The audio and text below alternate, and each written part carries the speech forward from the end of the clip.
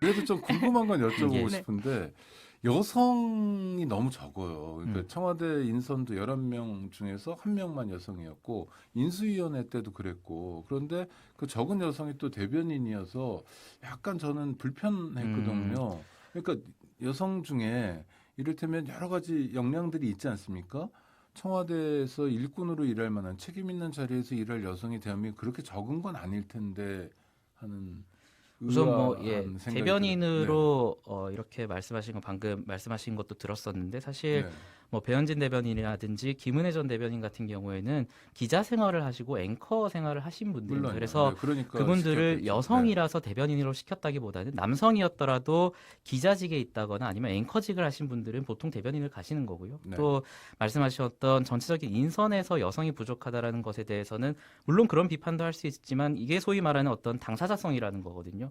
여성이 일정 비율 이상 있어야 보통의 여성들의 어떤 인권이 향상될 수 있지 않겠느냐라는 것이 문재인 정부의 기조였고 약 30%의 장관 후보자를 사실 여성에게 할당을 했습니다. 그렇다면 이제 5년간의 문재인 정부가 끝나고 과연 뭐 김현미 장관이라든지 뭐 추미애 장관 등등 여성 장관이 탄생했을 때 보통 여성들의 인권에서 어떤 향상의 실효를 느꼈느냐는 저는 되묻고 싶어요. 그래서 저는 물론 뭐 여성을 좀 더 장관직에 앉혀야 된다라는 그런 비판도 할 수는 있겠지만 이것이 해보지 않은 것이 아닙니다. 지난 20년간 충분히 모든 정부에서 그런 비판이 제기되어서 당사자성을 중요시하는 그런 인선들을 해왔지만 사실 그런 인선보다는 실질적으로 여성이든 남성이든 보편적으로 그들의 인권을 향상시킬 수 있는 실력 있는 사람들이 들어가야 된다라는 것이 지금의 국민의힘의 어떤 방향이라고 생각을 해요. 그래서 그런 부분에 대해서 좀 생각을 해주시면 좋을 것 같습니다. 네.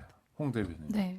그렇게 따지면 저는 원희룡 후보자를 딱 집어서 얘기할 수밖에 없는데요. 뭐 여성이 과연 그 여성의 대표성을 좀 대변해서 이야기했냐라고 한다면 사실 그렇게 따지면 남성들 중에서도 뭔가 실력에 대한 문제 제기 이런 것들도 충분히 할 수 있잖아요. 그렇게 봤을 때 뭐 원희룡 그 지금 후보께서는 뭐 물론 장관은 아니지만 뭐 이제 제주도지사를 지내시면서 서울에서 2천만 원 가량 이제 출장비를 쓰고 심지어 그것도 여의도 인근에서 쓰고 이런 것들을 보면 사실 장관이 되기도 전에 이런 문제들이 있는 거예요. 그러면 이분이 그러면 여성이거나 혹은 남성이어서 문제다 이런 식으로 저희가 해석하진 않잖아요.